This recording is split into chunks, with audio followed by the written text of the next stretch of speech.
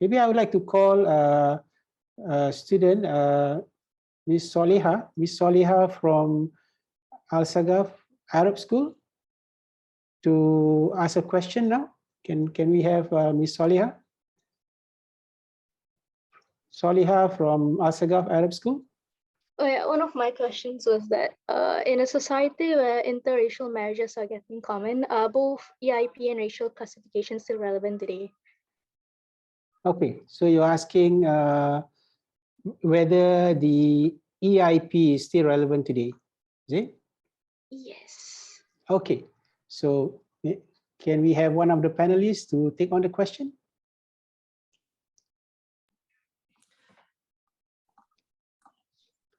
I think I'll answer that. All right. Being, thank you, Mr. Amrin. Formerly in government, I think the government had made some accommodation with regards to children of interracial marriages. They can have a second race.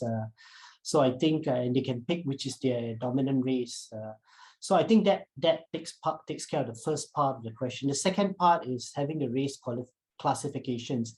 I think whether you like it or not, even if you take it away, you're not going. You don't erase the fact that you are a particular race and you are identified as that. You are,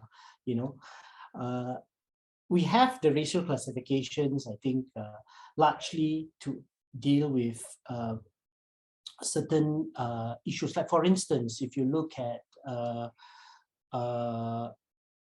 how race classifications would help. For instance, if let's say in this COVID era, vaccination rates, for instance, among certain ethnic groups,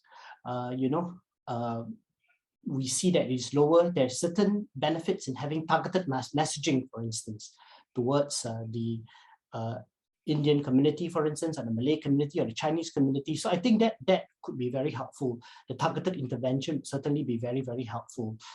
So I don't think that, it is you wish away and you have the classification and everything will be fine.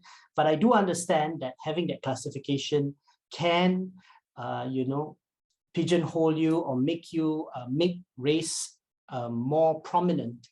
I think that is something that we should deal with, but wishing away that classification or doing away with that classification does not deal with a fundamental problem, because people find labels, people find ways to, associate you. So I think let's deal with the heart of the matter and don't, take away something that has good intentions and has done good for us and replace it with something that looks good but actually doesn't really change anything.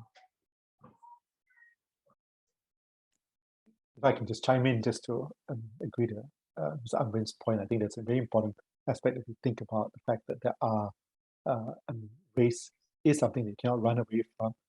I think the question also, of course, mentioned inter-ethnic marriages, and of course, there's going to be a lot more blurring in terms of ethnic identities, despite the fact that we do have double-barreled races, so you can have, Chinese, Malay, Indian, Malay, any of those options are possible.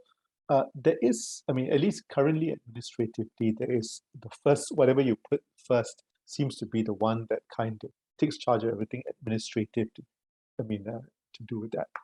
But I think in the longer term, you have to accept the fact that we will have a proportion of people who really would not see their identity as being Chinese, Malay, Indian, or some, Eurasian, for example. They will increasingly see themselves as some kind of, a child of a mixed parentage. So whether we end up using words like Chindian or other array of words, or would it really be that we would begin to see, increasingly, that race does not play that same part. Now, I would say that would take many, many more years. So in the near future, if you look at our rates of inter-ethnic marriages and all that, we do have quite a few of that. But again, the current system has been that you still gravitate to one or the other.